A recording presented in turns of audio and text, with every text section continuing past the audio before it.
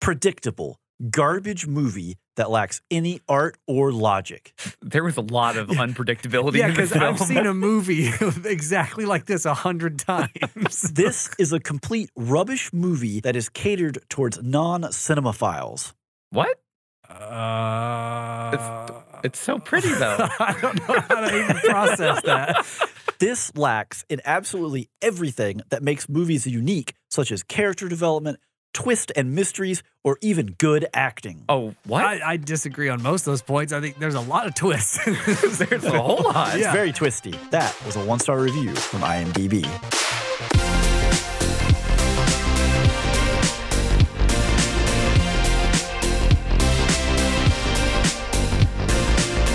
Hey everybody, welcome to the show. This is Spoilers Intended, a podcast about series and films. I'm Steven, joined as always by Andrew. Hello. I was Did yawning. catch you off guard? And Ryan. Hey. Oh, here too. Welcome. I'm not tired. I was just, I don't know. Bored with the intro. We can tell. He didn't like the intro. He has other things he's concerned about. I mean, if I was the reviewer from the 1 star, then I guess I would be bored. It's predictable, right? Super predictable. So Oh my gosh. for this episode, we are talking about RRR, and this was requested by you, the Patreons. Patrons. I hate the way that works. It's but okay. Oh well. The Patrons over Ip Man, Gladiator, and The Mask of Zorro. Yes, Yep. in our first Patreon picks poll, a lot of Say there. that 10 times fast. you voted and your voices were heard. You picked RRR. That's right. Everyone who supports the show from the $1 tier and up gets to vote in these polls and dictate what we're going to talk about Yeah. and review. So And if you want to participate You should support the show. for $1 absolutely or more, but at Or least more. $1. But yes, we're going to be talking about RRR, the Tollywood sensation. Yep. Not Bollywood. We're Not going to Bollywood, get into Tollywood. that. We're going to get into that a little later. But first, this is obviously, an Indian film, foreign film, kind of took the world by storm. Yeah. We figured we'd talk about some other foreign films. Yep. And go from there. And I want to hear, I'm looking at Andrew. I just had this thought of did he count anime as just his? No, I didn't. All right, go. That's a blanket. I looked over there. I was like, it's kind of cheating. Most of what he consumes is technically a foreign film. I mean, yeah, sure, I guess. But no. I went with an Akira Kurosawa film. Okay, all right, yeah. 1954, The Seven Samurai. Oh my gosh, Heck yeah. I should have Classic. known. I looked It's still at you. Japanese. Yeah, I know. I knew it. I knew this was going to happen. All right, go ahead. Okay, so here's the synopsis. Farmers from a village exploited by bandits hire a veteran samurai for protection who gathers 6 other samurai to join him. Yes. This is a absolute classic. Oh man, it's a banger. It's a masterpiece. This is like a staple of cinema. I mean, it is. Akira Kurosawa is a masterful director and cinematographer. He loves, I'll say motion is the best way to describe it. So whenever you're watching a lot of his films, you see these big open set pieces of, samurai and stuff running around. There's smoke moving one way. The samurais are going the other Fire way. and, It's just phenomenal He work. does a lot with the economy of motion with limited tools because they didn't have cranes and jibs or any kind of gimbal system back then. Well, I think he was one of his films. It wasn't Seven Samurai. I think it was Yojimbo, maybe, where they actually shot their actors with real arrows. I was going to bring that up. Yeah. They're like, how do we do an arrow effect? Well, just give him extra padding. Why? shoot him. Because I'm going to shoot the arrow at him. Just shoot the arrow. Yeah. Talk about hazard pay. No kidding. But yeah, so Seven Samurai, basically, these bandits are harassing a village for grain and food and everything for winter or whatever. And the villagers are fed up. So then they go into basically the big city and they find a samurai, a ronin, as you will, and basically hire him. And then he, kind of hears their plight and he finds 6 other samurai that all have varying personalities and different skills. And they bring it to the table and they essentially defend the town and help them, rise up and stop the bandits from them. So if you've ever seen the more modern take on this, it's called The Three Amigos. I mean, there. There are so. I thought you were going to say like 13 Assassins or like no. So no, you're talking about the Three Amigos. So this, gosh, so Seven Samurai. This film is basically you can see the DNA from the archetypes for this. And just about everything in popular media. This is so much influence. Oh, yeah. Just in everything. Well, the Magnificent Seven specifically pulled a lot of inspiration from this. What, almost the name. I mean, like, the same personality types. Probably a lot of people that, their dad watched Magnificent Seven or they've seen it because of something like that. That, like, I urge you, check out Seven Samurai because it's clearly... They cribbed a lot. Now, I'll definitely say this. It is emphatically a 1950s film, and it is long. Oh, it's a long movie. It's slow-paced. Very slow.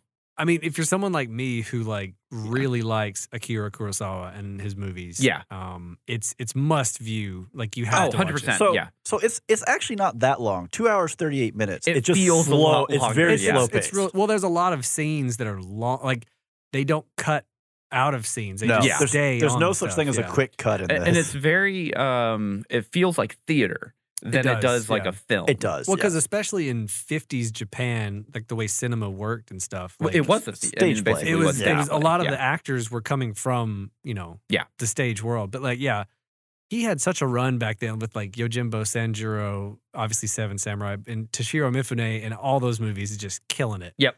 And even like Kurosawa's later films still had that stage play. Like Ran still has like that stage play stuff. But I think Seven Samurai of all of them exemplifies to me like that and Rashomon are like the two that I would show somebody who's never seen an Akira Kurosawa film and be like, this is this guy's style. Especially Seven Samurai, though. That's the one that at least is still in the samurai realm, I mean, it's the big name. Like it's the one that everyone's gonna they're gonna have heard of it. They may not know what it's about, but they've heard of it. Well, and there's just so many tropes that this film created that have been just prevalent in any kind of like samurai related thing. Period. For since then.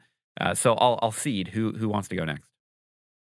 Ryan's probably got a list over there. I do. I feel like I should go just to be completely safe. Go ahead. Okay. So I am going with a much more modern take than Andrew. 2004's no. It's the Three Amigos. Thank you very much. It is a three though. So 2004's Three Iron. Three Iron? Okay, I'm going to look up this. Heck yeah. I love finding something that Ryan hasn't seen. So this is, Andrew, a joint co-production between South Korea and Japan. Okay. It is a Korean language film. Okay. So basically our main character, I picked stuff and I can't pronounce these names. Tae-suk is a lonely drifter who spends his nights in one empty vacation home after another. Oh, I've heard of this. He's not your usual squatter, as the courteous young man always makes sure to show his absent and unknowing host his gratitude by doing small household tasks and making simple improvements before moving on. One day, he mistakes a quiet home for an empty one and stumbles across an abused housewife in urgent need of his intervention. So this is a drama/romance. Okay. And it is, well, one, it's actually quite quick. It's only an hour and a half long. But I think it hits a lot of things that I've seen in other foreign films that I'm going to touch on some in RRR, where it feels like they rely less on dialogue and more on show don't tell, actual acting of expressions, emotions, kind of long moments, these kinds of things. You don't need mountains of exposition. No, like they don't have to explain. I mean, it's just modern day South Korea. They don't have to explain the fantasy realm, whatever, And who directed that one? Let's see if I can pronounce their name. Director is Kim K-duk. Okay. I can't help because it sounds like a lot of the inspiration for like Parasite and some of the more recent honorable mention was going to be a Parasite for me, which is a phenomenal which is film. Something that a lot of people should be familiar with at this point. I actually saw this film with a friend. We were just like late night just scrolling through, I don't know, whatever, his parents had the million channels of cable like Stars. Showtime, everything. And we were just like, well, that's an interesting name. And I think he had heard, because we were in college at the time, he had heard of it from some of his friends who were like Korean. So we're like, well, we'll just give it a roll. It was like, oh, okay. Cool. Yeah. But some of the best discoveries of like foreign films, especially from that era, where that just like, well, let's try this to see what it is. Yeah. It was not as, I don't want to say acceptable. It just wasn't as common, right? Like you weren't just going to find like a forum with a bunch of people in the U.S. discussing what they're watching because it's so accessible in 2004, right? Yeah. Ryan? I'm going to keep it on the continent of Korea. Okay. All right. And I'm going to go with 2003's Old Boy. I was wondering with that first statement you made there if we were going to get some like super unknown North Korean film. It's called Young Boy. It came out the year after from North Korea. No, 2003. Old Boy. Let me give you a quick synopsis. This is Park Chan-wook who directed this one, and I watched this for the first time probably in 03 or 04, but I didn't see it in theater. I rented it as soon as it was available. Again, I've tossed this out in the cast before. We had a movie gallery in college that was awesome and had a really good foreign film section. They had someone who worked there who just really liked actually cared. Yeah. Somebody that worked there. That's why I had a movie gallery subscription instead of a Blockbuster, because the Blockbuster had all the modern stuff, but the movie gallery had that plus this just banger of a foreign films wall. Anyways, they got Old Boy as soon as it was available to be rented. So the basic summary is Ode-soo, an obnoxious drunk abducted on a rainy night in 1988, wakes up in a strange, windowless hotel room. Kept under lock and key for an unknown reason, Ode-soo's invisible captors keep him fed and systematically sedated to avert suicide, providing only a color television to keep him company. And after 15 long years in captivity, perplexed, Ode-soo finds himself released. Now, his pitiless abductors encourage Ode-soo to track down the ones behind the mysterious kidnapping and finally get his brutal, longed-for revenge on the unknown tormentor. However, who would hate Ode-soo so much that he would deny him a quick and clean death? And then the movie starts. Wow. So have you guys ever seen Old Boy? No. Okay. I'm familiar with it, but I've definitely heard the title. Sure. It's been around in a lot of film circles and especially foreign films. It's a very brutal movie. Okay. It is I wouldn't say hyper violent. Like it's not as it doesn't relish gore or anything like that. Like it's not like a Takesha Miike film where it's like people's or Kill Bill with like blood spattering on arms. Nothing like that. It's a very grounded movie with its action and its violence. Yeah, but it's just the psychological idea of someone imprisoned this dude for 15 years and then just turned him loose and said, "You need to find out who kidnapped you." And so like the idea of what would happen to a guy if he was cooped up for 15 years in just a room with no explanation, just a TV, and they just slide food under his door once a day for 15 years, and then he's drugged and they gas him, and he wakes up out in the real world. Wow. Man. And it's like, what do you do? So the whole movie, it's a very much a revenge thriller, kind of like if I had to put it in a lane, that would be where I would put it. And the main guy, let me look up his name, Cheo Min-sik, is just killer. Like, he carries the movie. Yeah. And there's several really good cast members in it, but he specifically, being the titular Old Boy, like, carries the movie. And, like, it goes on in a lot of different directions that are not something I had ever seen before when I watched this movie. Because, like, I had seen, The Game with Michael Douglas from David Fincher. I had seen, a bunch of thrillers at that point in my life. And I knew, like, the basic beats of it. But it just starts off on such an original idea of, like, what? So they just imprison this guy for 15 years? Yeah. And then let him loose. And then everything that happens along the way is just, it's like a mystery, really. It's part thriller, revenge thriller, part, like, detective mystery. Almost. He's unlocking, like, what happened, who's behind it, and why. And real huge disclaimer, a lot of violence, but there's one hallway scene fight with a hammer that you may have seen on YouTube. Did you watch Daredevil on Netflix? No. Wrong crowd for that question. Well, I'm just trying to figure, like, so in Daredevil, there's in like episode 3 of season 1, there's like this hallway fight scene that's like a complete homage to this fight scene from Old Boy. Okay, yeah. It's basically, without spoiling anything, he gets to this hallway and there's like 20 dudes and he has a hammer. And he has to get to the other end of that hallway. Those odds. And the entire scene is shot from the side. Is this like a pinball hammer, or is this like an actual just a hammer? Just a regular hammer. Okay. Not even a big hammer, just a hammer. Like a claw hammer. Okay. Yeah. And it's entirely shot like a side-scrolling video game from the side. Oh. They clearly like cut the wall down when they're shooting it. And it just goes back and forth down this hall, and the entire fight scene choreographed in one shot, and it goes on for like 6 minutes. Oh, and it's man. not a martial arts film. Yeah. So it's not graceful. It is like just brutal. this is what street toughs It's would what do. an Yeah. angry dude with a hammer. Yeah, beats one a bunch angry of- dude with a hammer and 20 street toughs. But like watching him go off on these guys It's is like a yeah. it's like a high school math problem. it is. But You have one hammer and 20 guys between you and your clue. and your clue. There's some very dark turns at the end of the movie, so I will warn you, it is a very like tragic This is not a story. happy- This is Yeah. not a Yeah. happy ending. This is not a don't watch this with the kids.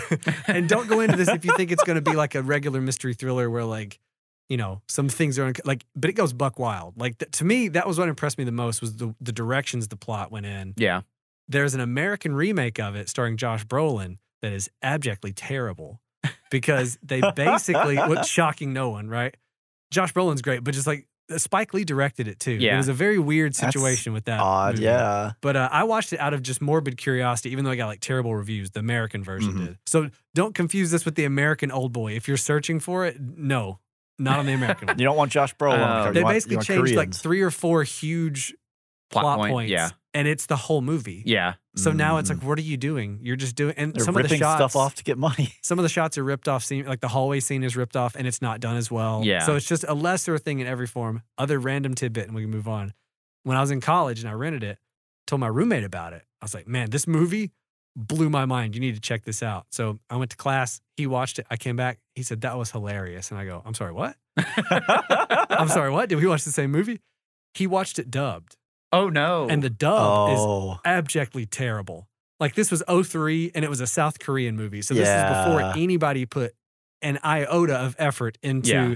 an American dub. Also, just don't watch dubs on movies. Watch Yeah. subtitle. Come yeah, on. so this is just a this is going to be a disclaimer for me. Yeah. Is if there is a foreign film Yeah. that I'm watching, I'm going to watch it in the original language. Why at would least you the not? first. At least the first time. Yeah. Oh, and we're gonna get into that with our Yeah. main topic too. Yes, we will. That will come up. But That's a factor. I was so mad at him for watching it that way and so he played me a few scenes that are like gut wrenching emotional scenes in the Korean. Mhm. Yeah. That there's a guy like screaming, and in the American, he's going, "Ah, ah," and it's like terrible. I'm like, oh, and he was laughing so hard, and I was like, this is This is the exact a tragedy. opposite. And now or though, a travesty. he'll never be able to watch that movie and appreciate it because he's Yeah. always going to Yeah. have that memory. memory. And so I was so angry that he just watched it, dubbed on default. Anyway, so that's the other disclaimer. Watch Old Boy. Watch it in Korean. Yeah. That's incredible. Yeah. So before we go, and just I do have to have the honorable mention because we did mention it in passing, but Parasite, Yeah. 2019 is a Mhm. drama thriller. Greed and class discrimination threaten the newly formed symbiotic relationship between the wealthy Park family and the destitute Kim clan. Directed by Bong Joon-ho. Bong Joon-ho, yep. And this film is phenomenal. Yeah. And this is also, I think maybe it's a Korean thing, but this does not have a good ending or a happy No. ending. Well, a lot of Bong Joon-ho's movies Have don't- like some of really them big do. twists in them. Yeah, they all have And- big twists. Yeah, It's definitely worth watching. I'm pretty sure it's on Netflix or it maybe, was at maybe one point. Maybe it's on Hulu right now, but it's definitely worth watching if Mhm. you. And it's very easy to watch from a foreign perspective. It's Yeah. very straightforward, and there's not like there's some violence in it, and there's also some pretty decent comedy in it too. Yeah, Yeah. But yeah, definitely recommended. sweet. Okay. Well, Ryan used his favorite term there, buck wild. Buck Wild. Buck wild. Speaking of, let's talk about RRR. Can I just abbreviate that the rest of the episode? So we're It's not. like you're choking Oh, on an man. acorn. So we are going to kick this off. Little synopsis. So this Good is- luck. This is a fictitious story No. about two legendary characters This is the best documentary I've ever seen. and their journey away from home before they started fighting for their country in the 1920s. Yeah, Mhm. And that is about the tiniest snippet I can give. without giving away like Without one giving away a lot of stuff, Yeah. and two, it also ignores like I say that, and people are like, "But he said it was buck wild." So this is being considered a superhero film by a lot of people for good reason. Yes. Yeah, definitely think that's an accurate idea. Yeah. So I'm gonna kick this off with just a little bit of trivia here. So it is loosely based on two Indian fighters, Ramaraju and Bhim, Okay. who never met in real life, but both did live around this time period. I was going to say, I've read somewhere that they never met. So this is a fictitious, So it's basically like an imaginary idea of, well, what if these two had met and struck up a relationship? Yeah, this is basically the fever dream of a historian. Yeah. Yeah, yes. So some basic info. Budget here is $72 million. This is actually a very expensive movie for just Indian film in general. Yeah. Yeah. Box office, $314.5 million worldwide. That's really That's good. completely current, like up to right now. That was the latest I could find. Yeah. That's pretty good. Right now, so funnily enough, this movie came out March of 22. Yeah. Okay. It's been out for a long time. Yeah. We're just really getting exposed to it, relatively recently. Because I think it was like over Christmas is when it hit Netflix. Because when it hit Netflix. Yeah. They brokered the deal. So this is directed by, okay, I'm going to pause right here. I'm going to go ahead and apologize. We are three white boys from the southeastern United States. Yes. We are going to butcher these names. We're going to do our best attempt. Speak for yourself. I'm going to, no, yeah. Yeah. But I'm going to do my best, take my best shot here. So director is S.S. Rajamouli. Sounded pretty good. Yeah. It felt good, right? Yeah. It felt good. So he's considered the highest paid Tollywood director. Okay. And I already teased this. We're going to get into the difference between Tollywood and Bollywood. Yeah. But another big film series that he's known for is Bahubali. Okay. And you've probably never seen that film, or there's three of them actually. But I can almost guarantee if you've ever been like, crazy, like cruising YouTube, crazy Indian movie scenes, right? I think I know the clips from this movie. So it's they're assaulting a castle, and they pull a palm tree down. And the men all board the palm tree and lock arms with their shields, and they launch them. And while they're in midair, they roll up like some kind of shield armadillo, and then crash into the ramparts, like scatter enemy soldiers while they like leap out in like heroic poses to start fighting. Right? I love this. So that happens in the second film. Nice. Of the three, and there's that three are of out. These, and I think they're working on a fourth. Like these things have been huge. I want to watch these movies now. So I watched the trailer for the first one because I saw the name. I was like, man, is this the thing with the shields? And I watched the first trailer. I was like, man, this is gorgeous. It's not what I was looking for. And then I just searched for that. And I was like, oh, it's the second one. Okay, perfect. Got it. Yeah. So music here is by M.M. Keeravani. Okay. So he has worked very closely with the director here, also on Bahubali, etc. Yeah.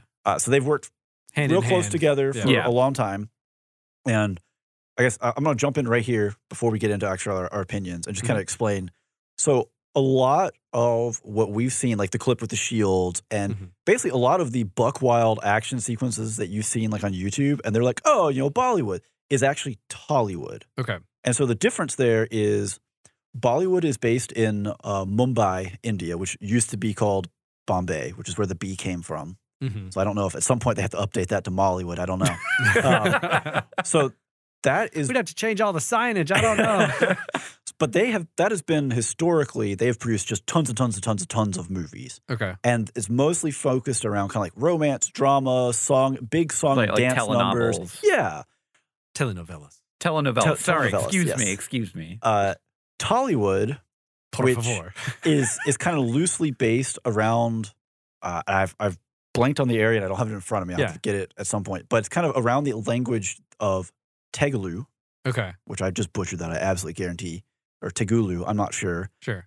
Which is, again, kind of where the T is coming from. So that's the south part of India. Yeah. And again, that's where, like, whenever you see these nuts action sequences, like massively, or like they know that it's over the top, they don't care, they did it anyways because they wanted to do it.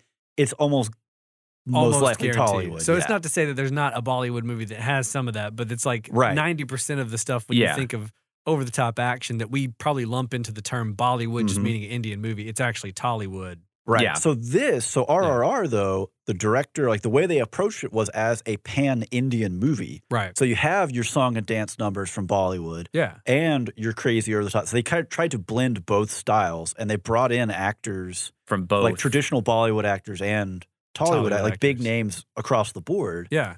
To kind of blend that and create kind of like a unified style, if you will. Yeah. Which is kind of cool, honestly. I think it worked. So I want to hear some opinions. Yeah, I'll start. I thought this was fantastic.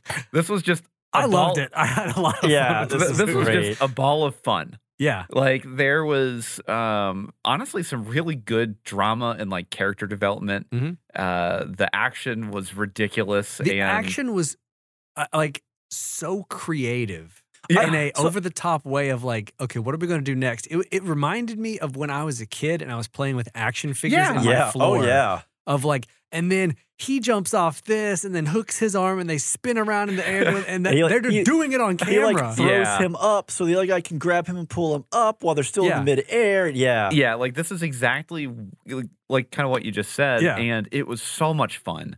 Yeah.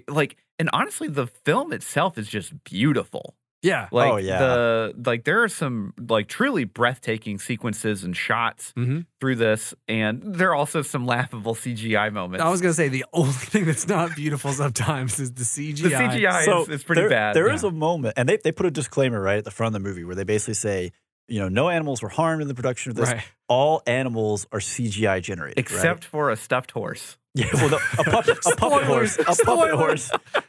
The thing I told my wife was, I was like, they didn't need that disclaimer because these animals were all obviously CG. So there is one sequence where there's a deer, and midway through what it's doing, it turns green, and then it turns back to deer colors. Oh, no. And we were both just like, my wife and I are both like, did that deer just turn green? That deer over there just turned green.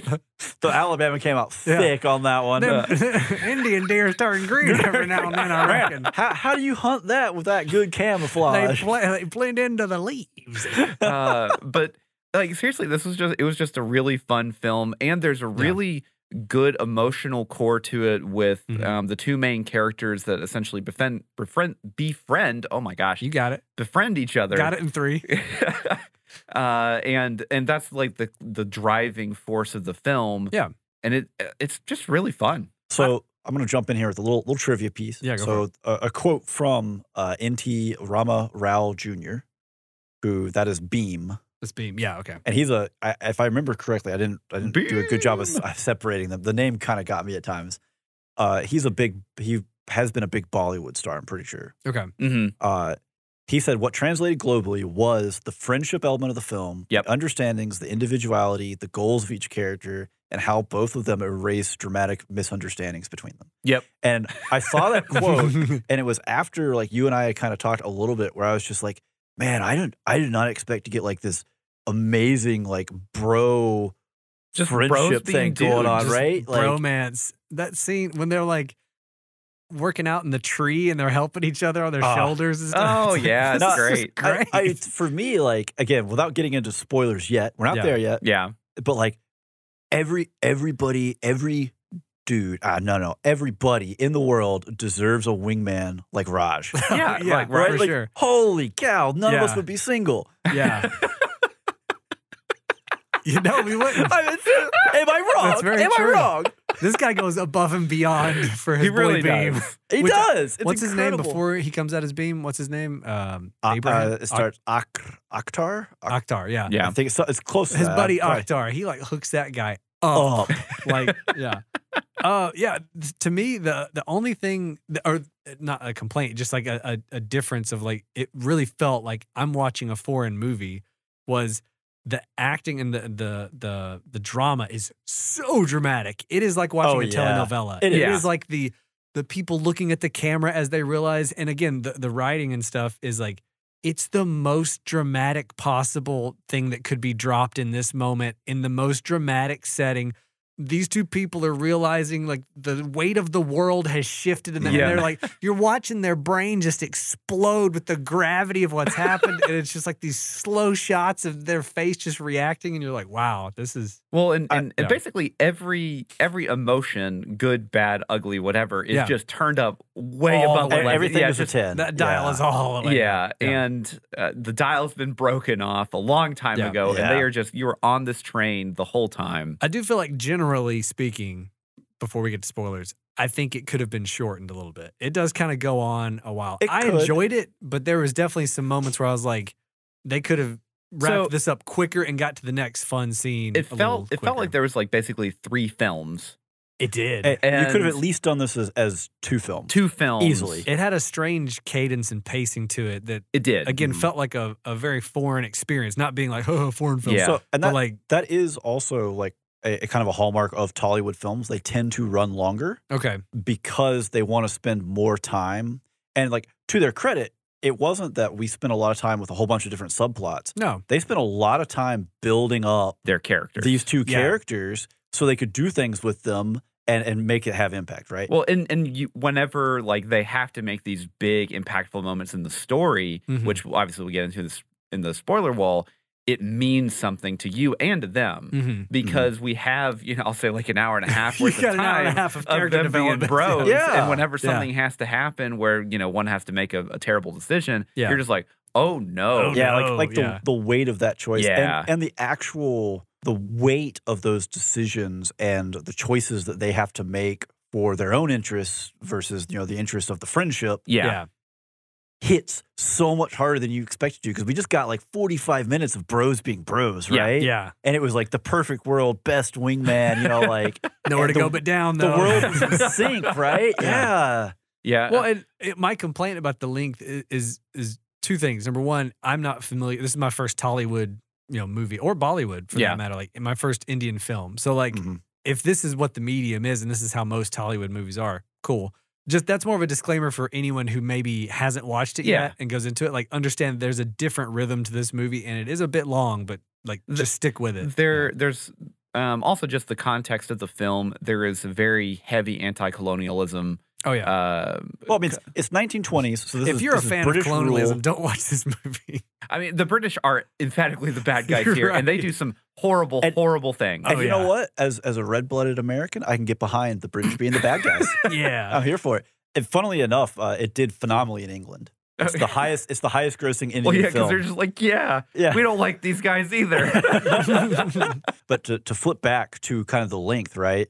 In America, James Cameron tells you it's okay to go to the bathroom in your 3-hour movie, and in India, they put in an intermission. Yeah, they accept. Hey, let's give people 15 minutes or whatever, 10 minutes. Yeah. That obviously once it hits Netflix, they've been removed. Yeah, sure, because you can pause it whenever. Yeah. But so I make my own intermission. Well, I mean, so I remember watching Titanic in the theaters for the first time, and there was no intermission there. No, yeah. But then whenever you got the VHS, because VHS wasn't long enough. It gets 2 VHS. Yeah, you get 2 VHS because VHS as a format was not long enough to be able to handle it. They can only fit so much tape in there. So yeah, you get your own intermission at that point. Joke's on you, James Cameron. Take that, Cameron. So what did you think about it, Steven? I mean, I loved it. Like I love this style. I don't know that I could sit down and be like, this is the only kind of movie I need, right? Yeah. But coming from Hollywood, where Hollywood is pretty well set in what types of films you're going to get, this felt like a breath of fresh air, not just for the over the top, but also for how willing they were to go in terms of let's make this a deep relationship. Yeah. Let's make this really feel when things happen. And also, like, they didn't really pull, they didn't pull punches with the colonialism. No, they definitely did not. They almost actually were like, give them another shove. Push that fist further forward. They almost made it a little too cartoonish, though, for it to be like an actual critique of colonialism. It almost became like there were definitely levels. Saturday morning cartoon villain at some point. It was. Okay. Governor, Ray Stevenson is Governor Scott. Yeah. And his wife, Alison Doody. Alison Doody is Catherine. Yes, or the governess. They definitely entered that realm of, is this a Captain Planet villain? Or because I'm not sure that any actual person could just do this. But I mean, who knows? Possibly, I don't know. I mean, there's some horrible people in history. People out there. Yeah. But it did hit to a point where you're just kind of like, okay, like at some point we've kind of ratcheted up and over to the point where it's not just like an indictment of colonialism, but it also it's taking the other side and also ramping it up, like over the top. A lot of that, and the exaggerated drama of some scenes, and the exaggerated like villainy of the colonial people could be because they were trying to like make it so easy to translate to multiple audiences. Because I feel like their goal here was obviously to have a movie that was popular across India. Yes. But also probably internationally. They probably had at least some kind of designs in mind. Well, at least hope, money. right? Yeah. So they probably were like, this will translate to any language. Look how evil these people are. Well, also, it going through the 1-star reviews, right? There are 3 primary complaints. One was physics. I mean, sure, whatever. Send physics out of the room. Yeah. So, and I assume those people were, a Western audience complaining about it, right? Yeah. 2 was historical accuracy, which again, I think historical fiction, whatever. They kind of neutered that complaint by just making it so obvious that hey, we're going over the top. Yeah. Right. And then the 3rd one was a whole bunch of people from India apparently who just didn't like it. Yeah. With varying complaints. Well, and again, like, I haven't seen any other Tollywood movies. This may be the worst Tollywood movie out last year. I don't know. It's if it is, I want to see all of the Tollywood It's definitely not, because it's one of the best grossing ever. Right. Yeah. I mean, it's been more like critically reviewed, but like, like, I don't know what, again, with no perspective of other Tollywood movies to know. Right, so we've been gushing a little bit. Yeah. Any major complaints? I mean, the CGI, there was some pretty poor CGI in there. Yeah. At some point, I think because they go so over the top, you sort of accept, okay, well, it's just going to be kind of cartoonish. Yeah. Again. And the cartoonish villains were kind of bad. But the thing that really bothered me was there was some pacing issues towards so you get to like this really like kind of like watershed moment with both the characters, and obviously I can't go into details here, but you get a really banger musical number, and then you hit this kind of like, I'll say it's an exposition dump. For the most part, there's definitely some emotion in there. We get some flashbacks. Yeah, we get really slow it down. Yeah, and the flashbacks, if they would have maybe peppered it in there a little bit more, or I don't know, done something a little bit different, it would have probably helped, because like you get through like this, what felt like the finale of the film, and then you're just like, oh, okay, we got like another hour and a half. Yeah. Well, I wonder if that's where the intermission was right at that point. I think that probably would have been the best spot for it. So then, like when you come back, you've got your popcorn, your milk duds, your popcorn, you sit down, and then like you get into like the second half of it. Yeah. Another thing that was off-putting for me that we should probably bring up before we get into spoilers is that even on the Hindi version, everyone's mouths don't match because it's dubbed. It's all overdubbed. Right. And so when we were watching it, I was like, why? I kept switching it back and forth, like trying to figure out. I went to the English version, which Netflix, by the way, defaults to English, which I'm like, what are you doing? Yeah. What are you doing? Just go to the Hindi version. Don't you know me by now, Netflix? So the director is actually very angry at Netflix because when they picked it up, they only picked up the Hindi dubbed. They didn't pick up because it's originally filmed in Telugu. Okay. So everything is dubbed. Now, some of the dubbing is the actual, like the actual language. The 2 main actors dubbed themselves in Hindi because they speak both languages. Got it. Like India has a lot of languages. Historically, it's been a very fractured and pulled back together kind of thing where I think you have something like 15 to 20 languages. It's very much a melting pot. That have, I mean, again, you've got over 1 billion people that have a lot of different, like, from like the very far northern India, eastern, western, southern, etc. So there were like 5 different dubbings along with the Hindi that are all Indian languages, and Netflix only picked up the Hindi. Got it. So if they had picked up the Telugu one, it would have matched. That would have been original. It would have matched. It would have been matched, yeah. Because we had that. We started out, and of course, it defaulted to English dub. And I was like, I don't like this. And because I think I chatted y'all. I was like, did y'all watch this in the dub? Yeah. Because I was like, I don't think I like this. And then we were like, well, we can't hear them very well. We'll turn on subtitles. Like, well, the subtitles don't match the dub, so we can't do that. Yeah. Right. So we're gonna go to presumably the language, the closest that you can Hindi, get, not thinking about, not knowing really, and then be like, man, these lips still don't match. No, they don't. Yeah, Well, and I wonder too, and you may have come up with this, maybe not, but like in India, when they release a movie, do they release it in like 5 different dub versions across the country? Well, so I guess just because like they have such a vast, and I mean, if you want to soak up every dollar across India, there's no reason not to. Yeah, I mean, why not, right? Yeah. So, yeah, I mean, the overdubbing definitely was distracting at first. You get used to it. Yeah, it blends in after a while. It definitely feels like it could have, I wish that Netflix would have actually picked up the original language, which it makes me want to try to watch it in its actual, which I would assume if you bought the Blu-ray whenever it comes out, you would hope it would have the original language on there. I would hope so. Yeah. Especially if he's mad at Netflix specifically. Mm-hmm. But again, where did Netflix get their file from? Like, can't you get the Blu-ray? It's the same. So they wanted to pick up the one that has the biggest appeal. And so that's the language that has the most widespread use. Yeah, I can see that. But I mean, it's the same thing whenever you're trying to watch like old martial arts films with Jackie Chan. You can't find the original. You can't find the original audio anywhere for whatever reason. Either it's licensing or the film got burned somewhere. I don't know. Yeah, right. They don't have. It's just degraded at this point. It's all digital now. There's no excuse. Yeah, for real. Okay, so some pros, some cons, some thoughts. Yeah. Would you recommend this? I'd definitely recommend this. Absolutely. I don't know that I'd recommend it to anybody because I could very easily. I think this has very wide appeal. I know some of my friends that would not get it and would turn it off after like 20 minutes because they would be like, the physics don't make sense. Yeah. Like, what's happening? Why is it so dubbed? Like, I could see people. Basically, what I was going to say is, if you're not accustomed to watching foreign movies and you're not accustomed to watching even martial arts films, right? Like, because I think you already, like the three of us, have like a built-in like acceptance of stuff. Oh yeah, there are some people that don't have experience with that start laughing. Like my buddy that watched Old Boy, right? Like they don't know to like.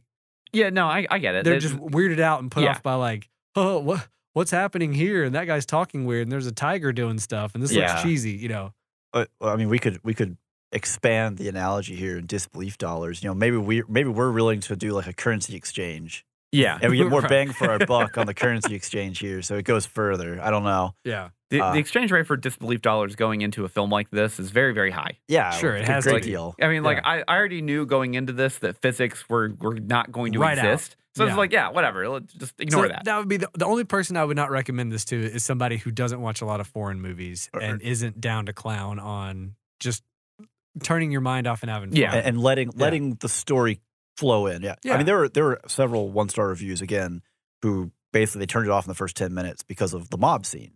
Yeah. Well, but that's the thing is like, I mean, after that, you just gotta, you just have to like just keep watching, just power through. Because that's the thing is like when people are like, oh, I didn't like this, I stopped it after the first 10 minutes. It's like, why would you like? How can you review this if you've only watched the first 10 minutes? So much more time ahead of you. Yeah. I loved it. I was honestly not sure what I was going to get because the few clips I had seen were all just focused on the big over-the-top action. Yeah. Mm-hmm. And I think it was the drama and the emotion is what really sold it. Really was the story. Yeah. That was just like, man, this is so good. Like, I want to see this kind of platonic relationship building in a Hollywood movie. Yeah. Because most Hollywood movies come at you and they introduce these two characters and they've known each other 15 years. They have the old stories. And we have to get the buy-in of that chemistry instead of getting to see it built. It's always the like, we're two tough guys and we're not friends until later when I rescue you and we realize our differences weren't that much. And, like, this is a very refreshing, like, they meet each other and they're buds immediately. And also, and you're like, whoa. there's no question here of you're like, well, maybe they're just not, tough dudes. Like, there's nothing that you've seen of these people up to this point that doesn't say these are two of the most masculine, buffest dudes out there, basically. In the world. Yeah, I mean, like, dude fights a tiger. A tiger, like, right? Like, no, all those scenes were so over the top in the best way possible. Yep. Yeah. I enjoyed it a lot. So do you enjoy it enough to rewatch it? I would definitely rewatch it. So for listeners, I don't like musicals. I loved the musical numbers in this movie. I wish American musicals were like that. I didn't even think about the fact that Ryan hates musicals. Man.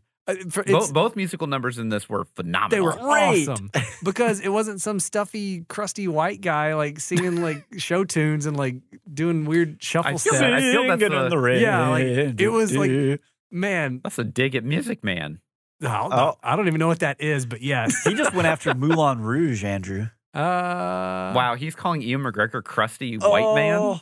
He is a white man. I wouldn't But call he's him not crusty. crusty. He is a dreamboat. He is a dreamboat. He's kind of crusty. I would never now. call him crusty. Unless it's like pie crust or good crust. Yeah, I don't know. But yeah. Puff yeah, pastry. I mean, the All I'm musical saying numbers is, are really good. As someone who doesn't like musicals, I loved the musical numbers in this movie. So that should tell you something right there. Andrew? I would definitely rewatch this.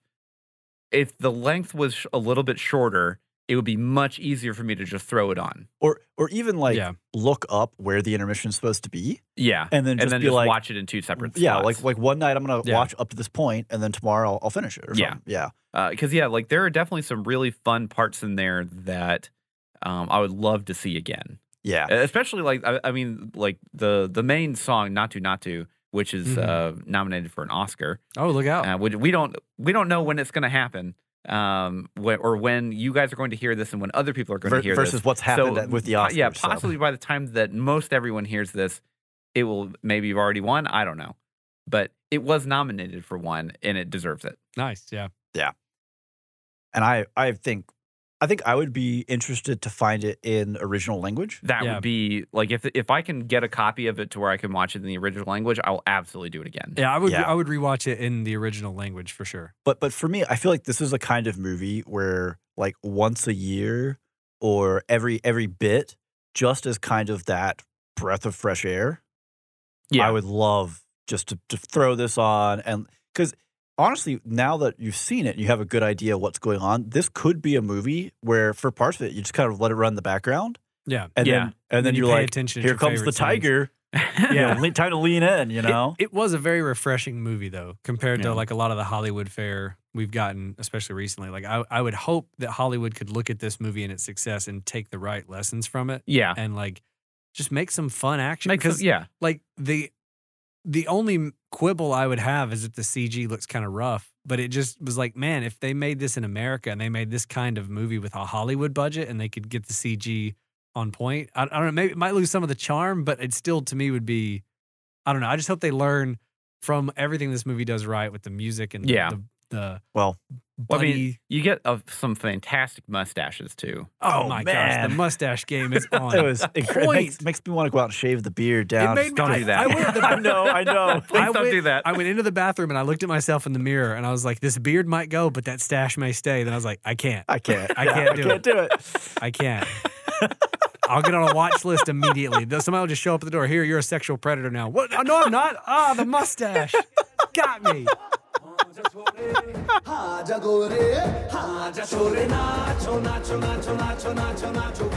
If you've liked what you've heard so far, and you're interested in pursuing a deep, platonic relationship with spoilersintendedpodcast.com, you can go there and check out all of our prior episodes and links to things like our Discord and our social. Yeah, and, if you like to talk and chat and things. It sounds like one of those 90s, like, sex talk lines. For just $2.99 a minute. I'm Andrew. But yeah, so we have a Discord. It's great. We love to talk about all sorts of fun things, movies, obviously, TV shows. But the best part is we actually do a lot of talking that has nothing to do with podcasts. Yeah. Or TVs or movies. We talk about what games we're playing, what music we're listening to. What we're reading, what hobbies we have. Yeah, we just want to be bros. Yeah, we just want to hang out. Yeah. as platonic as it possibly can be. As platonically as possible. Yeah. Now, our OnlyFans, we'll talk about that later. No.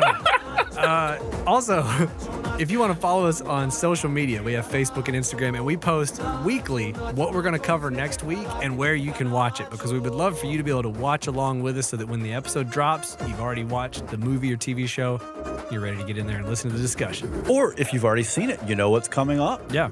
Or if you were like, hey, I didn't know if I wanted to watch that, but now I know where to watch it, and I can listen to half of a review and know if I should. Well, if this is because obviously we review stuff that is current and old. Yeah. You see something that you haven't seen in a while, and you're like, oh man, I remember that show, or I remember that film. I want to watch that again. And hey, there you go. You got a whole weekend to do it. Easily available on streaming. Yep. Yeah. Alrighty, we're back back from the spoiler wall. If you did not get the message that I just gave you, I'm going to say it again. Were you listening? If you weren't 10 listening, seconds ago. This is a say test. it again.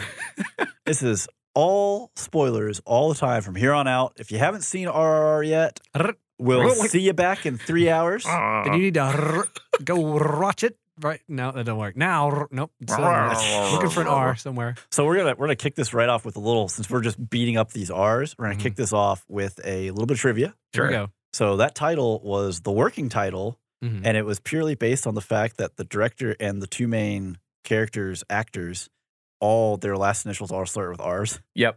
Oh, wow. Okay, And yeah. When you take that, so they took that abbreviation basically, and the actual title abbreviation in the native language, Telugu, translates to Rage, War, Blood.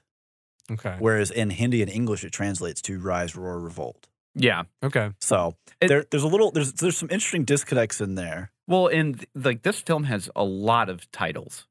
It does. It's Like, got like a 3 lot. title sequences before the movie really starts, and that's like an hour in. Well, Feels like. the actual title sequence, I think, doesn't hit until 45 minutes into the movie. Okay. Because they have to introduce basically the main players.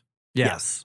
Yeah, essentially. Like the main conflict, which is the story, then you have fire, and then water. Yeah. Which I thought that was they I did thought that some was cool, fun yeah. stuff with that. Yeah. So let's just jump right into some spectacle talk. Who wants it?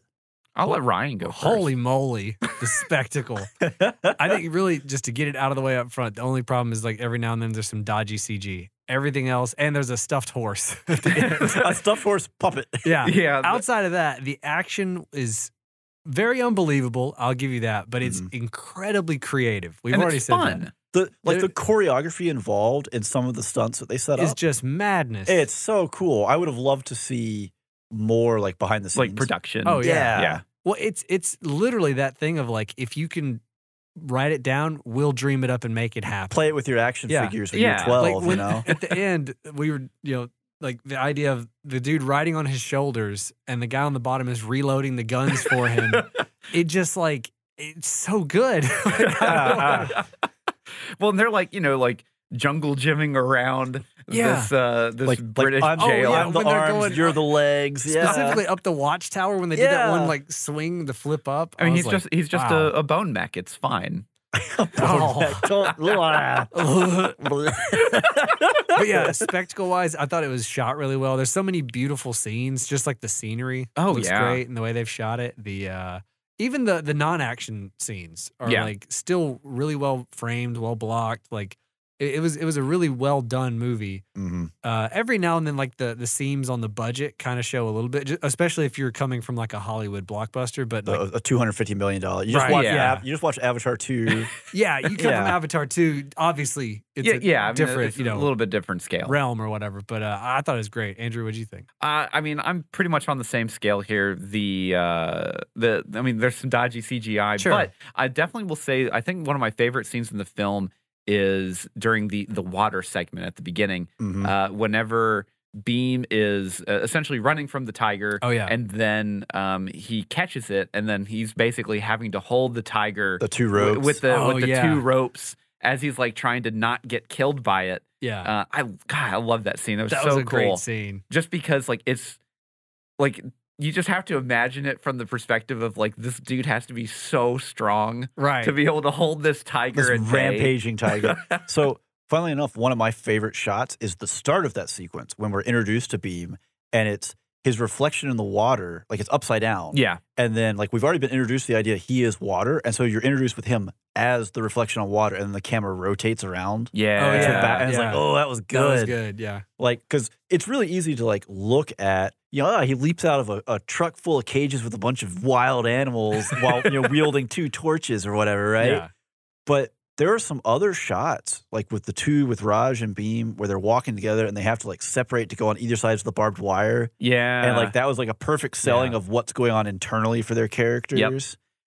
Stuff like that hit way better. Like I thought, like, hey, we got a dude, strapping a rope to himself, leaping off a motorcycle and a horse to swing under a bridge. Like we've accomplished everything we need. And then they also drop in just these great set up shots. Yeah. Well, the whole montage of basically them becoming friends and everything, of like them like training in the hills, and And just, man. Like them running up the hills was gorgeous. Well, like that is a place I want to go to. I think you could, like, someone from the outset could easily dismiss this movie as only being about the just crazy action. Yeah. But like there's so many, like you're saying, like them running up the hill, or like the training and like that's so well shot and so beautiful in the way they've just laid out the shots, and the way, I don't know, just the whole way that montage like unfolds, the way it was edited. And the film is so crisp.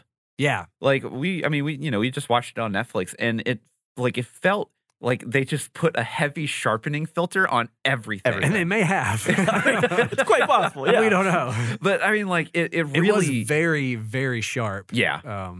Well, it was also, I mean, it was very bright, right? Had a lot of color, a lot of vibrancy. Yeah. Like if this was Hollywood, right, they would have given this story to Christopher Nolan.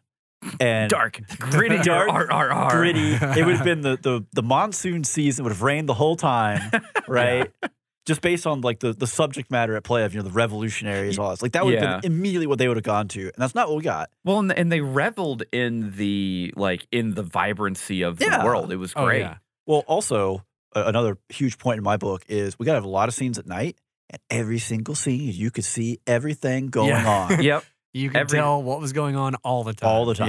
Yeah. I've got to, while we're in spectacle, shout out both musical numbers. Oh, yeah. They were both like so well executed and so much fun to watch. And especially the last one, the finale one. Oh, it was real fun. So colorful and such a, like, again, it felt like I was watching a foreign film, because like the director pops up at the end of it, like you just don't see that in an American movie. Yeah. You know what I mean? Like just some random fun scene, and then the director just walks into frame and he's part of it. I don't know. It was so colorful and so well choreographed, and the music's great. Like, yeah, all that stuff was great. Well, and also that really highlighted, again, kind of like the pan-Indian that they wanted there, because they were kind of highlighting a bunch of the different regions in India and the peoples, and kind of like, hey, we are all one. We're all, one country. Yeah. So I really liked the costume design, too. Oh, yeah. Which... Like Raj's dude, Raj and suspenders, like you are sharp. Yeah. I want to look this sharp. I would look dumb as all get out dressed like that. But man, I want to look that sharp. Like his hair too. That's a good looking man, y'all. Yeah. Right? Like, you know what I mean? I'm secure he's got the jawline. Good looking man. That's a good looking dude. Well, especially whenever they're doing like the dance scene and everything. His hair is perfectly coiffed in every scene. And then when it gets long at the end, it's still incredible. It still looks good.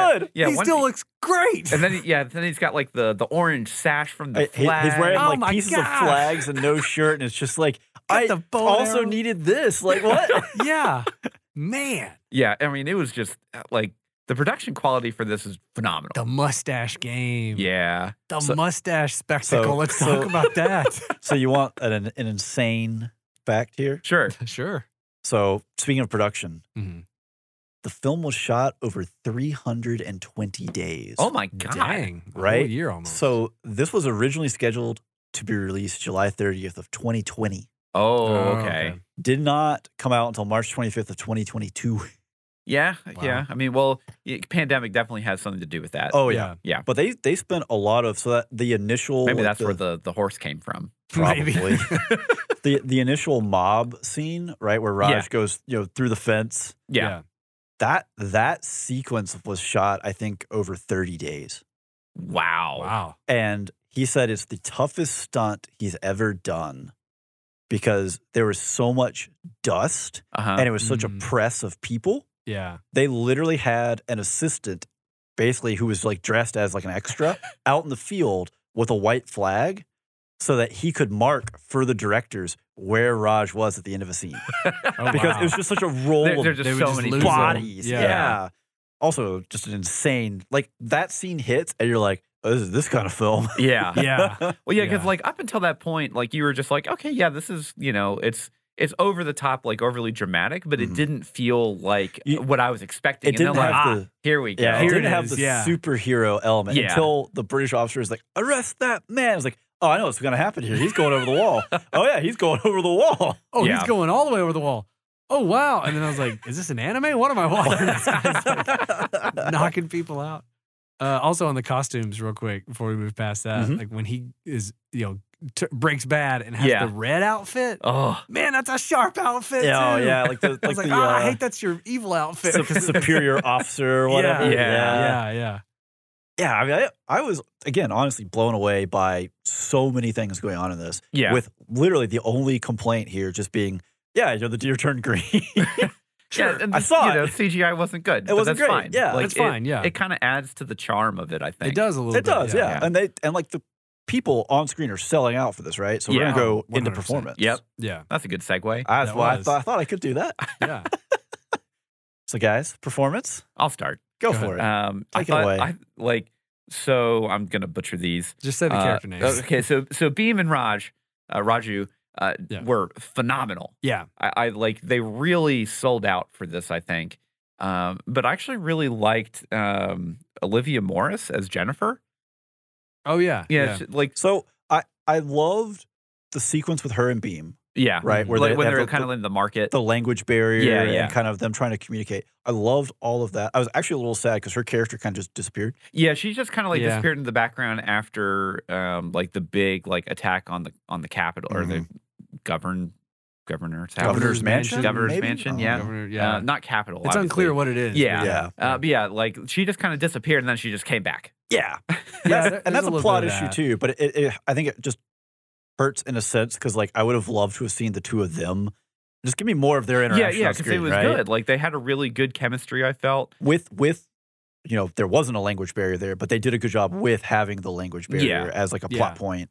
Yeah, they embraced it and made it a funny part of the story instead of it being this cringy them learning about each other kind of thing, right? Yeah. So the other one too, Ray Stevenson was a phenomenal bad guy. A great villain, right? Really good villain because his little speech about the bullet and the cost of a bullet. Oh yeah, that was great. Yeah. I mean, it's one of those things where it's people especially back then probably thought that way. Oh no, that's probably an actual speech that someone 100%. said back in the day. That's probably absolutely terrible, but it's one that he sold it so well. Yeah, where you're just ooh, man, that is just really chilling because that kind of mindset once he explains it, and his mindset of how terrible of a person he is. Especially your first introduction to it where it leads the soldier to just club the poor woman instead, and it's just man, this is really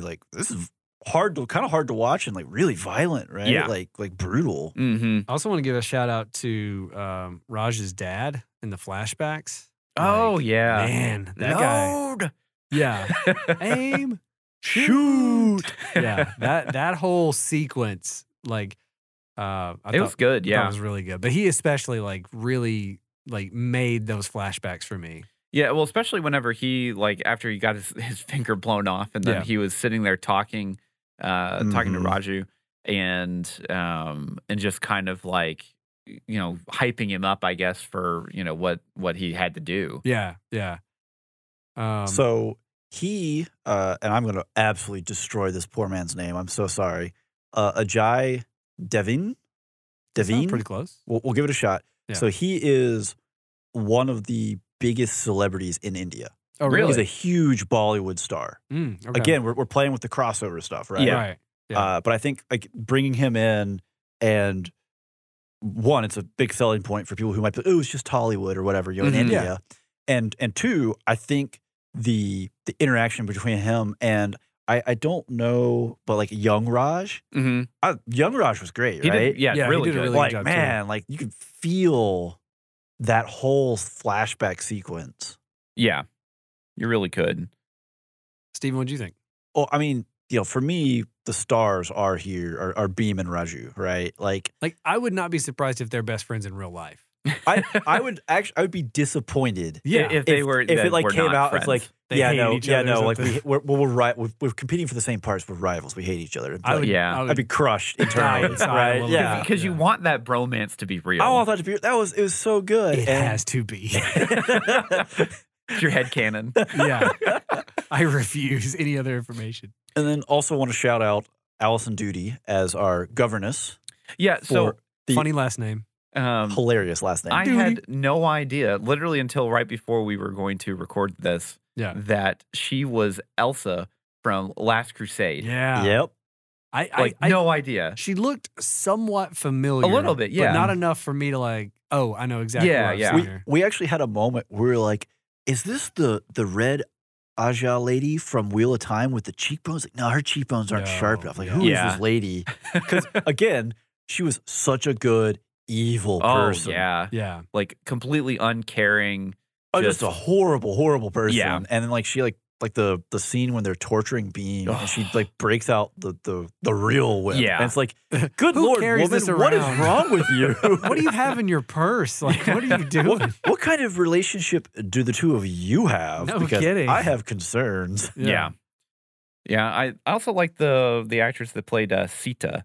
Oh yeah, who was Raju's fiance? Yes. Fiance? Yes. Yeah. Betrothed, Alia Bhatt. Yeah. Or I'm gonna give it a shot, right? I'm gonna destroy all these names. I feel that she, like, just because she had such a prominent piece at the, like, in the final musical number at the end of the film, I feel that she's like a really big actress. She has to be, yeah, because she was given a lot of, especially in that, like you said, the final musical number. It was like the three of them. When she like shows up in the movie in the last like 30 minutes or whatever. She is also one of the highest paid actresses in India. Yeah, she's a big name. That would make sense because like she was in it, and like she was definitely in the film, but she wasn't a prominent character. Right. And then like for the finale musical number, I'm like, oh, she's just here. So the musical number really had Raj and Beam, and then had their two love interests, and then just the director, which is just like what?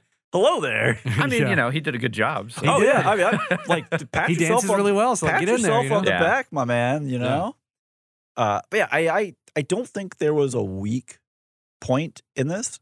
If we like even like Edward, the assistant to the governor. Or whatever, he was good. Yeah. But like we could get into the weeds and just like roll up a whole list of names that we can butcher because we can't pronounce these names. Wow. Okay. So Edward, the assistant, is he's easy. Also Edward. Oh, there you go. Got it. His real name is Edward. Yeah. Well, he's easy. I'm not talking about him. I would just say the only thing I would knock any of their performances is that this is a different style of acting. It is. This is more akin to telenovela. So if you're looking for really subtle, nuanced, like emotional, this is not, Bryan Cranston. This is not, somebody who's like a really, prolific, like you have to watch every tick in their face to see what emotions they're feeling. No, this is pretty surface level on a lot of stuff, but everyone did great. And then I would say that I don't know, like there is some overacting on the evil people, there is. It's a deliberate choice though. And I think that they ham it up. They do. Like, I think everyone rose to that challenge. Nobody looked like they were like Bill Murray, who was just kind of like, oh, gosh, okay, well, I guess I'm here. Right? There was no resting Murray it didn't feel like they were phoning it in. Right. Yeah. So let's move into the score where there was also not much phoning in. Oh, gosh, no. So I want to kick this off yeah, go ahead. With a fact, a trivia, all right? So our composer, M.M. Keeravani, he's a man near and dear to our hearts here, credits John Williams and Jaws for teaching him the lessons of simplicity and humbleness in composing scores, and thanks him for being his inspiration forever. Simplicity and humbleness. Humbleness. Jaws. Specifically looking at Jaws. Yeah. Right? Andrew, sit back down. He said Jaws. Well, no. I mean, Andrew, sit down, please. I'm talking about the RRR, the film, where it's these bombastic. Here's some simpleness. Well, but the thing is, if that's his idea of simple, do I want to know what his idea? What's his idea? He's like, this is. I think this is too over the top. He's like, man, did they kill someone in this scene in this film? Like trying to like produce this music. So I think my only complaint with the music is there's a couple of scenes where the score is like it's mostly like interstitial scenes. It's not like any of the main scenes, or obviously not any of the main like the musical dance numbers. music. Yeah, that stuff's all great.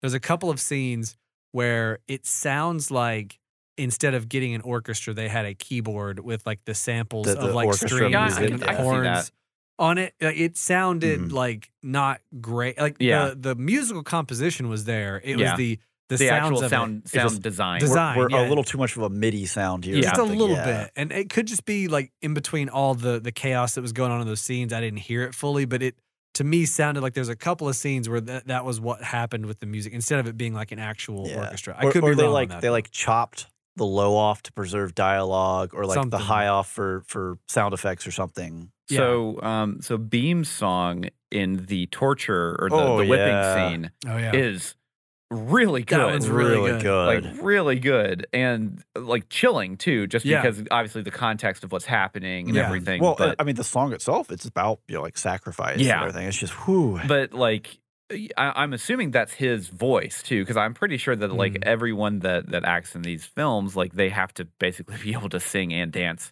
That's kind of the I thing. feel like one would think that if you want to keep up, so I'm just assuming that that's his voice, and I mean, like he's got a killer voice. Yeah, yeah, for sure.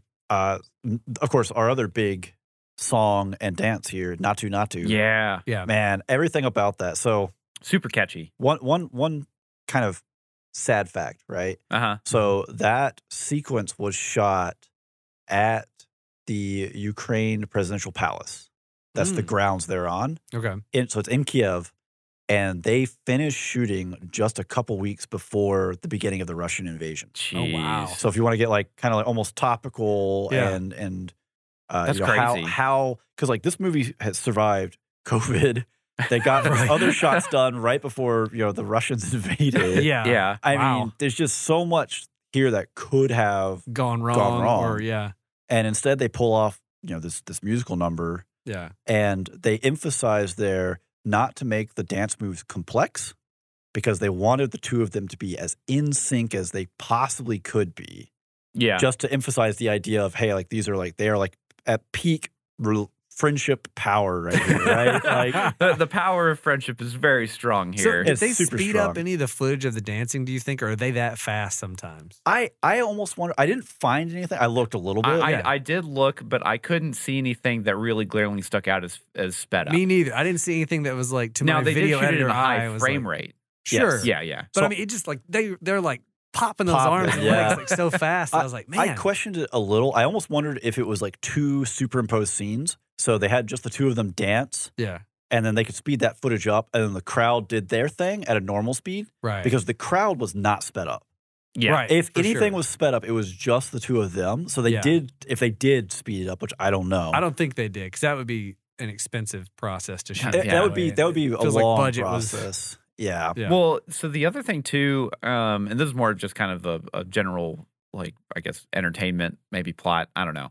But I actually liked that all of the English guys like tried to get in on it and like tried to like for the actual dance number. That one dude especially, he was like trying so hard at the end. Yeah. Well, but again, like this is plot or entertainment or whatever. Like Raj is the ultimate wingman, where it's just the two of them, and he's like, I could do this all day. And then he like looks over and sees Jenny as the only one who's cheering for his friend. Oh, what a good moment! And he takes the knee basically for it. It's just like, man, this is like my guy. Man. He really is like the ultimate wingman. And like at that, I'm not gonna get into that. We'll come back to that. Yeah. When we get into plot and entertainment. Yeah. But like again, music felt like a breath of fresh air because we're getting a whole different vibe here. Well, the insert song, whenever they have like the friendship montage, and they're singing about how the fact that there's undercurrents and stuff. That was great too. Like what? Like we never hit a moment where they're like, "Hey, I have to give you exposition." And instead, they're like, "Let me sing to you exposition during this wonderful montage." Like, and it's like, yes, I am totally fine with this. I accept this. Yeah.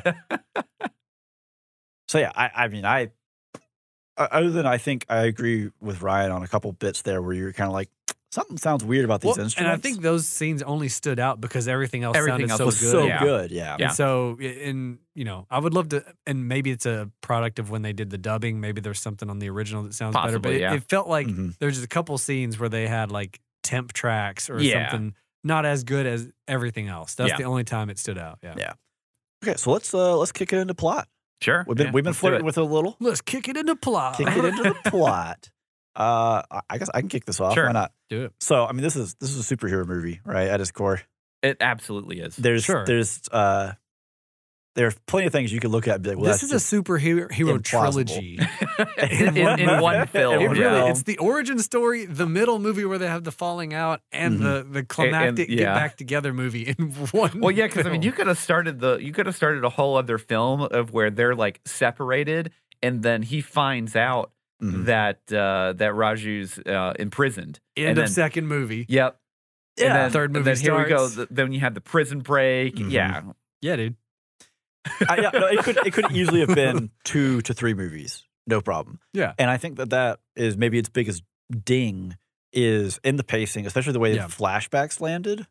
So the flashback really hurt the pacing. It slowed it down a lot. It was important and it was well done. It's just I feel like because they gave us like that little slice of it kind of early in the film, where we see, but we didn't know the context of it. Right, we had no context. I feel like if they could have dropped a couple of different slices in more, and then pulled it together in like a quick 5-minute scene, and we're like, oh, well, So that's the thing too is like you really needed to, but you had to have what felt like the ultimate betrayal of their friendship.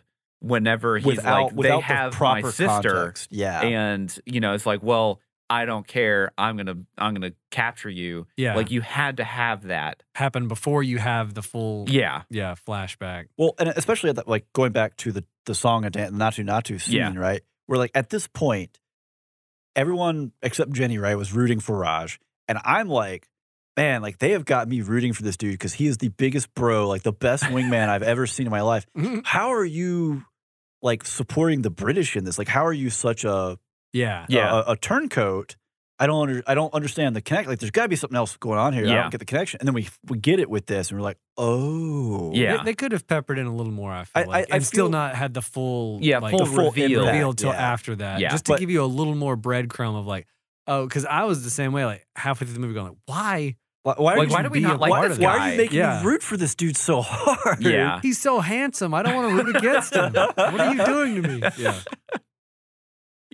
But I mean, in terms of plot, I think pacing and length are probably the biggest dings, right? Yeah, I mean, sure. Because again, we have the superhero elements of I'm gonna basically wrestle a tiger, or I'm gonna leap through the air for an insane distance and shoot 4 arrows.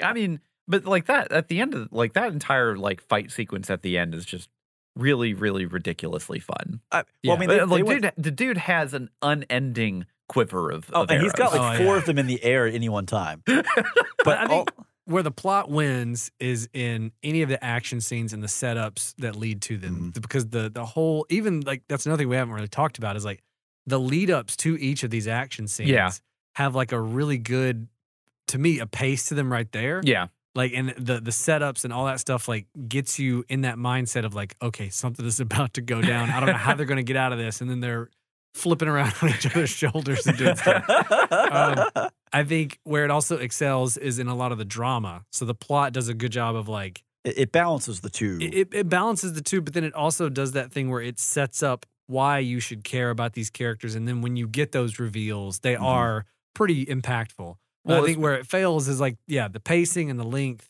could have been reworked a little bit. Again, and this is me not being familiar with Tollywood movies of like, if this is just the format and that's what it is, fair. That maybe it's just you're supposed to take an intermission on your own in the middle of it to keep it from being, James Cameron would be really mad at that statement. Sure, but I mean, I'm sure he's an avid listener. He's Andrew, just jealous. He's mad about a lot of things, I think. He is, he can just deal with it. So he's rich enough to pay people to like, make him feel. One thing I really liked was basically right before the attack on the governor's house or whatever. Was the snake bite. Like where he got poisoned and then Beam finds him magically. well, didn't find it. No, that was even a callback to him because he's rapping out the song. Yeah. And that's what he hears. I mean, that keeps coming up, right? So, it does. Yeah.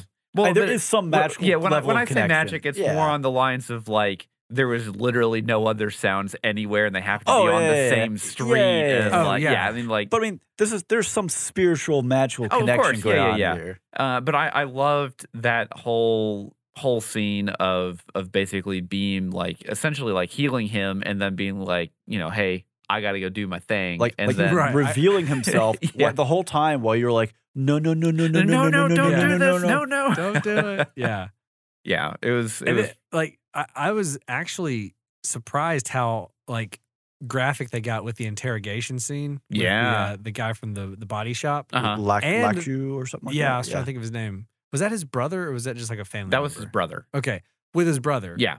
That scene, and then when he's getting tortured later after he's captured. Yep. Both those, I was like, wow, we're not like shying away from this at all, because a lot of the movie is so colorful and bright. It almost has this like you feel like feel of like not a kid's movie, but like it's a fairy tale. Yeah, like it has a very positive vibe a lot of the time. So to turn like that dark and like not shy away from it was like kind of surprising. Well, I think that's good though. It is good. It just surprised me. Yeah, I was like, it's interesting. The plot, they could like balance those kind of tonal shifts and still make it all connect, I guess. Yeah. Well, and also like we talked about like it's really over the top. Yeah. Right. They dial it up all the time. There are some subtle pieces in that, like during the torture scene where Raj does his bit with the first whip, and then basically puts his foot on the chain and jerks it to try to force him to kneel, to like be like, I'm trying to spare you how much pain is coming your way. Yep. And then like then basically Raj really learns about his friend and like the depths of what he's capable of and like who he is and how it can inspire, right? Yeah. That's kind of the learning curve for Raj is it's not just the weapons, which coincidentally, man, again, as a red-blooded American, we're hating on the British and we're like, massively Second Amendment pro here of we got to arm the populace. Just like, yeah, let's go. Yeah. Yeah. Well, and like there was a couple times like throughout the film that I felt that I was like, oh, I think this is the finale. And then it wasn't. And then I was like, oh, I think this is the finale. No, it's not. Because like I thought like when he was being whipped on the on the stocks and everyone like everyone starts like to rise up. this is it. It's about to go off. Yeah. And then I'm like, it didn't. Oh, okay. We're just gonna keep going. Which wasn't a bad thing. It was just one of those things. It was a fake out of like you think it's going on. So you had a couple false endings in there, or false finales, I'll say. Yeah. But also, like, again, kind of on the subtleties, right? When Raj, as the superior officer, whatever the heck his title is, in the red coat, special officer, like shakes the governor's hand, and the governor looks at his hand. He's got the little bit of dirt on there. Yep. At first, like I know Laura and I are both like, I don't know, like it's something, and obviously like, we're supposed to key on this. This is a hint, but I don't know what it is. Gunpowder. I guess maybe. No, it was the palm tree that he dug out to Oh, fall. yeah. But you get that a little bit right? Like you get that a little bit later, and you're like, oh, and then the governor makes the connection as well, and you tell it like speed up. And that makes way more sense because I was the same way. I thought, is it gunpowder? I don't like. What's the giveaway, right? I loved whenever he shot the tire on Raj's car, and then it immediately is just like a full like 720 in the air. I love when the governor is flying in the air and he just grabs the sniper rifle out of the air and is able to take the shot all in like one move. Just and that's the kind of the fun part about the movie, right? Is they're willing to do these really subtle pieces, and it builds into just. Let's drop a palm tree on the front of the car, launch this old fat white dude into the air who's going to catch his sniper rifle midair, blow a tire on the car, and make it do like a 1080 or whatever. Like how quickly they're willing to go from like a 2 to a 12. Yeah. I mean, like, because I was not expecting it to be that violent, but you needed to have him run into the tree so he could be injured and not have his full superpowers. That's how it works. That's how that works. I think we're ready for entertainment. Yeah, we're moving into it. We've been everything about this ultimately has been flirting with entertainment on some level. Yeah, right. It's a very entertaining film. Yeah. So what we got? I mean, I'll let one of you guys give me a Ryan. It was a very entertaining film. All right. Cut that. Ryan, give me a favorite scene. Ooh, a favorite. Pick scene. a moment. Pick one moment. Andrew, I'm giving you a break here. You have time to do your homework. You have time. Go watch the movie again. Everyone stare at Ryan. Make this as uncomfortable as possible. Having to pick between them. Okay. I think it's got to be when he's riding on Beam's shoulders and Beam is reloading the guns. That action sequence, that entire like 10 to 20 minute action scene where it starts with, he's injured, he can't walk. Yeah, prison escape. To getting the bow and arrow to like that whole like, deity glow up he has where he's shooting stuff to when he picks up the motorcycle and is swinging it around. Basically just that last action scene. Yeah. even including the stuffed horse. Well, I like whenever they throw the motorcycle into the into the armory that they just have. And it just blows everything. Yeah, it just blows everything up. There were so many times during that scene where I asked so many questions. Where like they get these spotlights, I go, "What are those plugged into? Where's the power? Who dragged this They're out just here? like fired up these like gigantic. These are like 10,000 watt spotlights. These don't run on batteries. Yeah. Where's the power in the jungle? It's the British Empire. I know. And I was just like, that whole scene, probably my favorite scene. Okay, so I'll go with I actually loved the scene where they're saving the kid in the water. Yeah, that was good. Because it was one of those things where, like, you know, you're watching this and you're like, okay, yeah, so they're gonna like jump off on the both sides. They both have the rope, then they're gonna swing. And I was like, but why does he have the flag? And then it pays off, and then right? it pays off because I was like, why is he putting the water in the flag? Like, why? Like the dragging flag it in the through. water? It's like the full flare, right? Yeah, I was like, okay, I guess this is just style points, right? Which is fine. Like, but then like he gives it to Beam, and Beam uses it to get through the fire. I'm like, yeah, no, like that was so well. That was like clever. Yeah, and that's indicative of all the action, though. Like, there's nothing wasted. Everything has a purpose. It does. And there's a lot of setup and payoff in all the action.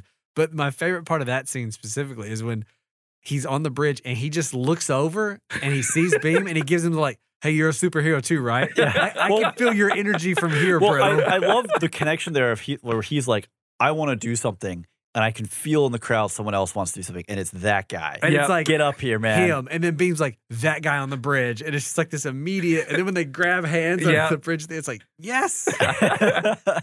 Yeah. All right, Steven, what about you? What's your favorite scene? So I'm gonna my favorite little moment, right? I'm gonna jump into the middle of Ryan's choice here. Yeah. Again, talking about not wasting anything in the action, where Beam is just, Raj is just machine gunning arrows, and he hits the ceremonial spear and snaps it off at the haft, and it falls into. So up until that point, right, it's the Raj show, and Beam is underwater hiding, and I got so excited whenever I saw the spear go in. Like, here it is. He drops the spear in the water, and Beam is like, "This is my moment." He like rises back up with it all like dripping off. It's like, let's go. No, that was pretty hype. Raj is in here as the wingman, and is just like, "Yo, bro, you want in on this too? I know." Well, before that happened, I was like, "Is he still underwater? How is he holding his like superhero? He's been there for like 4 minutes. Like, just peek out, like get a breath." Yeah, because I like that whole like final sequence in the forest is just like, oh yes, like every single time, like it escalates. Stopped it and rewound it like multiple times. Go, wait. Did he just? Okay, yeah, he did. You know, like, or like he like shoots the arrow through the tree and it stops just short of the soldier's face, and the dude like takes a side and he kicks the arrow the rest of the way through. Yeah, just like that whole sequence, especially when the grenades entered in, like we just went full Rambo. Well, it was funny too because I was like, he's got grenades now. You guys are messed up. You're so screwed. Y'all don't know what's coming. Oh man, there are so many moments, which is kind of why I was like, I want y'all to pick something and get in there and let's get into the nitty gritty of why this scene like hit, right? Yeah. Because it's so easy to kind of skim along surface level at these like 12 points. Yeah.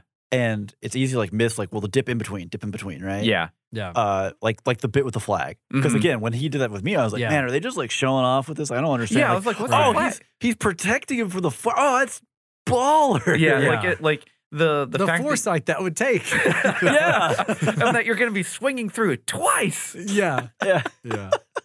There was just so many things where it's like, I didn't know I needed this until it was on screen. And I was like, man, I needed this. It was a really refreshingly fun film, and it definitely opens up a lot of my I never even had a bad opinion on like Tollywood, Bollywood, Indian films. It's just I've never just seeked one out to watch it. Well, I was about to say we don't really have access to a lot of them, but actually I think Netflix does have quite a bit of, at least the Bollywood stuff. I don't know if they have a lot of Tollywood films. But again, like we're pulling back in here, right? Like, so I've seen the sequence with the locking shields, right, from Bahubali. Yeah. Where I was like, man, that's hilarious. I don't know if I could handle a whole movie of that. But if the movie has other stuff, like this kind of depth of emotion and drama within it, maybe I want to watch these films. No, right? I'll say this. I was so entertained. I'm extremely interested in watching more Tollywood and Bollywood films. Like, yeah. This has made me a convert. I want to like seek out and find other stuff. Well, yeah, like Steven said, especially if it has those like connections with characters. Yeah. Where it's not just an action film where it's just ridiculous, which that can get kind of like, okay, yeah. It'll wear you down after a while. Might be exhausting. Yeah. Yeah.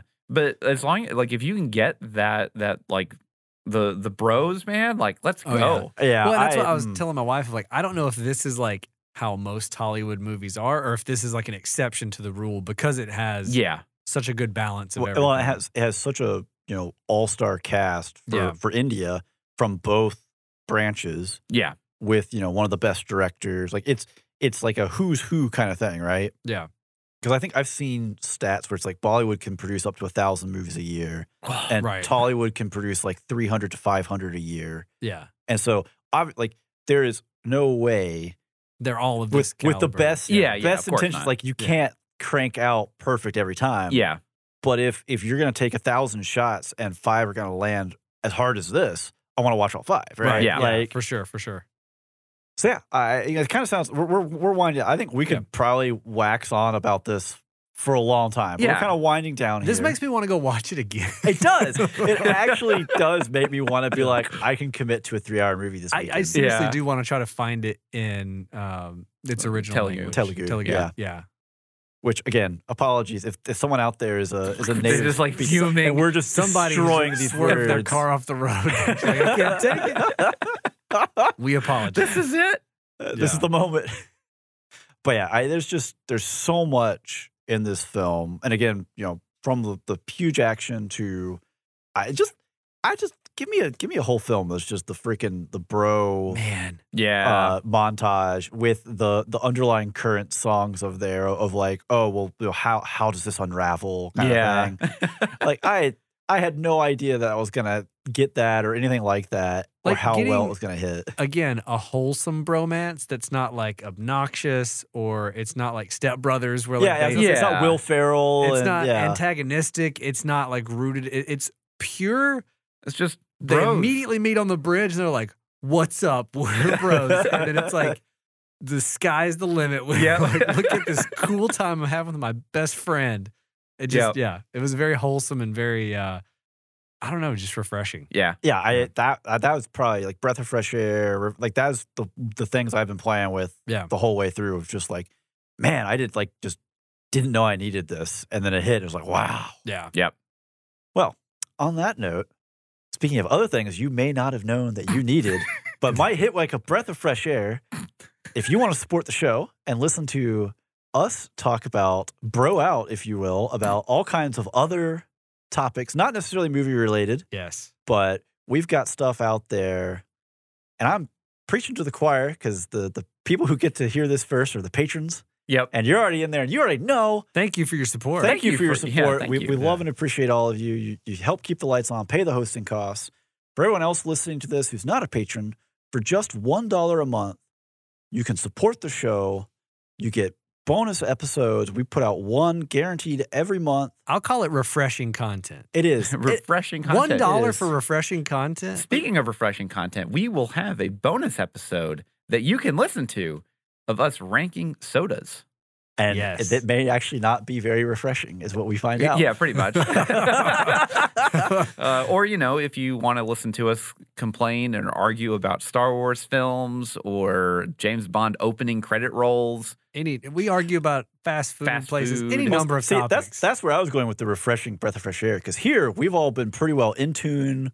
Like we're all on the same page. If you want to hear some discord, let's talk about some James Bond openings, some Star Wars, and some fast food. And we also have other fun episodes, where we're talking about how to get into anime or how to get into specific anime like Gundam or other things that Halloween movie. We have how well we would do with fighting presidents. Presidential Fight Club. That's what I was going to bring up. If you want to know which presidents we think we could take in a fight based purely off of their presidential portrait. Mostly. No politics. Not their politics. Not their politics. We're not really. It's just looking at the portrait, could we take him? Like, this dude is a stone cold killer, and he is going to wear my skin afterwards. $1, you can get that kind of refreshing content. And if you know $1 is you don't want to spend it, that is totally fine. Sure. We would love for you to review us on your podcast thing of choice. Yeah, provider. wherever you listen to us, try to give us a review. And again, I don't think you can review on Spotify, but you can leave a review for Spotify in the App Store that says, I like spoilers intended. I still want to get this underground campaign going. You can also, follow us on social media. Yeah. Share our posts, like them, comment, send them to a friend. Yeah, I don't know. Send this podcast to somebody right now that you know that would like it. Yep. Do it right now. I mean, at a bare minimum, jump into our Discord and start building a beautiful platonic relationship with us. Yeah. On that note, I do think that is all the time we have for this episode. Until next time, I'm Steven. I'm Andrew. And I'm Ryan. And every spoiler was intended.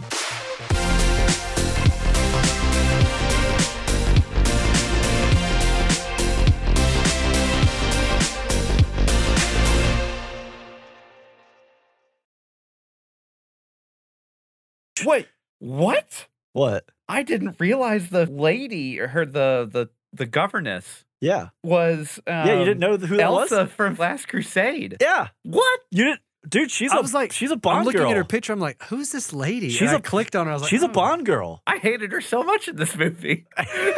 I know. I did too. She was great.